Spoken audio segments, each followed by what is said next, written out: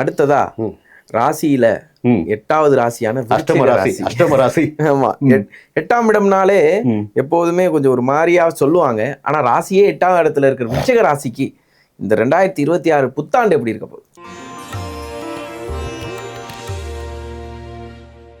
நீங்க 8ஆம் இடம் சொல்லிட்டீங்க, விருச்சிகம் சொல்லிட்டீங்க. ஒரு விஷயம் சொல்லி ஆகணும்ல, மேஷத்துக்கு அதிபதி யாரு? செவ்வாய். இங்கே அதிபதி யாரு? செவ்வாய் தான்.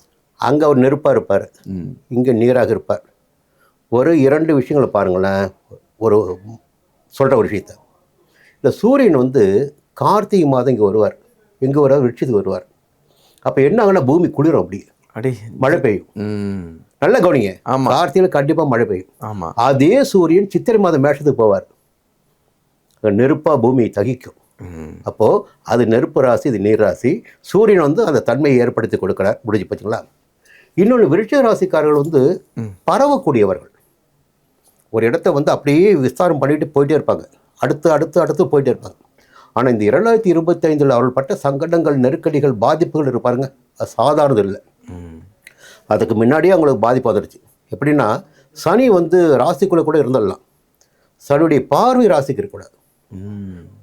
புரியாத ஒரு விஷயம் என்னென்னா, அவருடைய 10ஆம் பார்வை ராசிக்கு இருந்து கொண்டு இருக்கிறது. கடந்த 2 வருடமாக என்னதான் செஞ்சு பார்க்குறோம், எதுவுமே நடக்க மாட்டேங்குது. எல்லா கோயிலும் போயிட்டோம், எதுவும் நடக்க மாட்டேங்குது. இப்போ சாமி இருக்கா இல்லையா, அந்த நிலைக்கு தள்ளப்பட்டாங்க. புரியுங்களா? எந்த ஒரு வேலையுமே கிட்ட வந்து கை நழுவி போகுது. இங்கே ஒரு சூட்சம பிறகு கடைசியாக பேச சொல்கிறேன் நான்.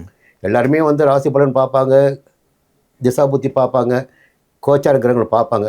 ஆனால் அதையும் மீறி சில விஷயங்கள் ஜாதகத்தில் இருக்குது, அது பிறகு தடையாக பேசுவோம் அது. ஆனால் இந்த நேரத்தில் இந்த சனி பார்வை ராசி விட்டு நகர்வதே மிகப்பெரிய யோகம் விருச்சிகத்துக்கு.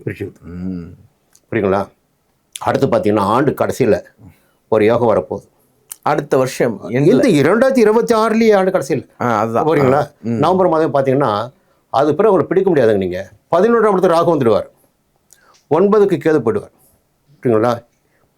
ஒரு 9க்கு கேது, 11 ராகு, ஒரு அற்புதமான நிலைப்பாடு. புரியுங்களா? இப்போ சனி பெயர்ச்சி இருப்பாருங்க, அதுவே அவங்களுக்கு யோகம்தான். நிச்சயமாக யோகம். புரியுங்களா? அடுத்து பார்த்தீங்கன்னா, மே மாதத்திற்கு பிறகு விருச்சிக ராசியுடைய வீட்டில் சுப செலவுகள் அதிகரிக்கும். திருமணம் நடக்கலாம், குழந்தை சொந்த வீடு கட்டி குடி போகலாம், குழந்தைகளுக்கு பாக்கியம் உண்டு. இந்த ஆண்டு கடந்த ஆண்டினை விட விருச்சிக ராசினருக்கு அற்புதமான ஆண்டாக இருக்கும். எப்ப பயங்கரமான பால் ஊத்திருக்கீங்க. ஆமா, நிச்சயமாக. சனி பார்வை விலகுதுங்க, அது போதாதா?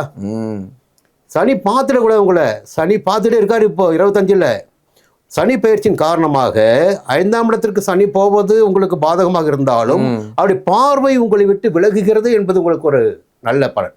ஓகே. அடுத்ததா இவங்க எந்த தெய்வத்தை பிடிச்சி? முருகர் தாங்க. முருகர் தான், வேற யாரும் தேவையில்லை. அவங்க ராசிநாதன் யாரோ அவங்க தான். அப்படிங்களா? திருச்செந்தூர் போயிட்டு வர சொல்லுங்கள், எல்லா விதமான நன்மையும் நடக்கும்.